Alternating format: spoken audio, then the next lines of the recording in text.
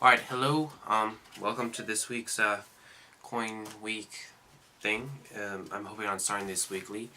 I'm gonna I'm gonna choose one coin out of my coin collection for every week and kind of give some facts about it and talk about it. So this week I've chosen. Let's start recording. Anyway, for this week I've chosen the Buffalo Nickel. Let's kind of focus the camera a little bit. The Buffalo Nickel. It's got a buffalo on one side, and then on the other has a little Indian head. Firstly, there's two varieties, Variety 1 and Variety 2. Okay, this is Variety 1. This is the original one. So, right here you can see the buffalo's on a mound, and if it was a little more readable, it says 5 cents right there. But on the second variety, it's a little more of a straight line rather than a mound. So first variety is on the left side, and then the other variety is on the right. So you can see there's a straight line right above the lettering. Hopefully you can see that.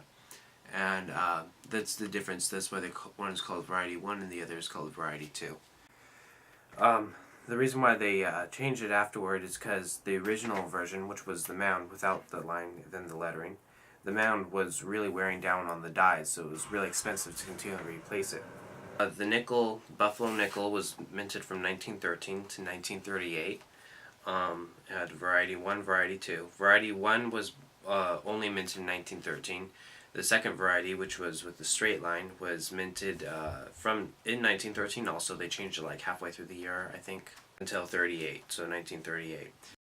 The reason why they changed it to the Buffalo Nickel was they decided that they wanted to rechange all the coinage, since there was this 25-year law where the coin design couldn't be changed for 25 years. That's the Congress law, unless if Congress approved a new design, which they hardly ever did. Pretty much after that, every 25 years they would change it. Yeah, it was designed by James Fraser. He submitted his designs. They really liked the buffalo and the Indian designs, so they decided to use those. They actually would have started minting this in 1912, because that's when they had everything ready, all the dies were getting ready and all that.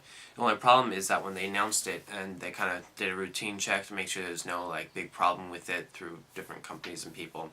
Anyway, there was one problem though, and that's the main reason why they didn't start minting in 1912, is because there was this one company called Hobbs Industries or something. It was owned by a guy whose last name was Hobbs. Anyway, and what their company did, it detected counterfeit coins in vending machines and stuff. So they started complaining about how the new Buffalo Nickel wouldn't be fitting in. And nobody else was complaining, it was only them. So they took about a good 7 or 8 months just trying to figure this out. And then finally, okay, just give us the list of everything that you need changed on the coin, and we'll see if we want to do it or not. So they gave this very long list of how pretty much it had to be completely redone and everything. So at the very end of 1912, they just like, you want to forget it. After that, then they started minting the Buffalo Nickels. And the main parts that would get worn was right here on the side of his head and on the cheekbone right there. Those are the main parts that get worn. Let me show you my Warner one. Okay, the main parts that would get worn was on the side of the Indian's head. It's almost worn smooth there, and on his cheekbone it gets very flat very fast, and of course on his braids too. So it gets very flat. And then also on the buffalo, you can see it kind of gets very flat after a while.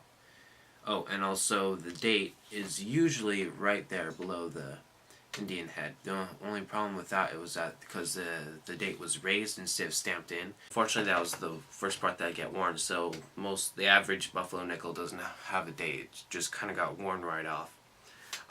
Buffalo Nickels are very, very cheap actually. They cost like, I think $5 the very most to get at a coin shop or something. A lot of coin shops will have them. So they're very, very cheap. Variety 1, though, on the other hand, costs maybe about $20.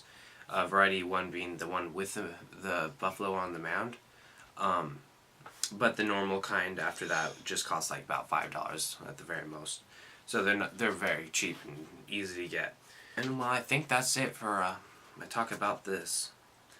I'll probably be doing another one next week, so if you'd be so kind as to watch that, I'd be very pleased and happy. Thank you.